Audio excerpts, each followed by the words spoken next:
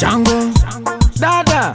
anditema van chauichi chikretoni lemolembinjiri tasvika vanopisa miri plazi tagara hatisi chiri zvekugona zvimatiri vane godo ngavamiri plazi ngavasati kasikiri tovaudza kechipiri dzedu dzobvira pfuura dhiziri dzavo dzobvira kunge zvibhuri saka musati shuri shamai bhati musashamisiri tovaremera kunge mekuri vaita vana vaduku dzedu dzovataka kunge chibuku ngavatomboite zvemabhuku vaita vana vaduku tota vekusunga kunge dhuku kana vekunakura tinaku vaita vana vaduku tuda vacheyeye ane nharo anozvitinini ndiri iro vaita vana vaduku chimbovapa ibepa nebhilo leta vekubata kunge chibharo saka takudiwa nemarasta kuita unge rizla takutonga kwese kuita unge hitler unyangwe kujoma takulingana nasizla mulandipengoma ndigari saka Shankol moto ndibamguru nezuva una ndondo tiri mabhuru aiwa chaudi moto dzura induru vakuru vasvika simukai pazvituru chibvunza kana Shankol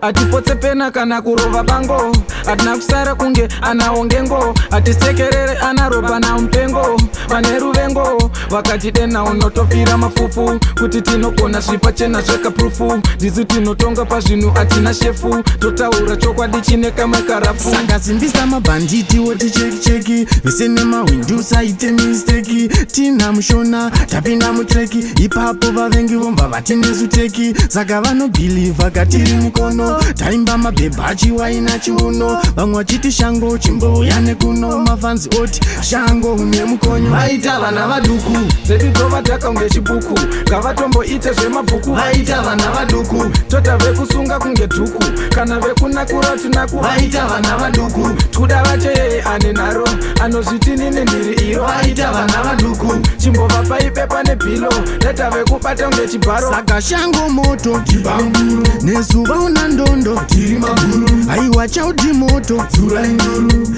vakuru vasvika simukai pazvituru saka Shankol moto ndibamguru nezuva una ndondo tiri mabhuru aiwa chaudi moto dzura induru vakuru vasvika simukai pazvituru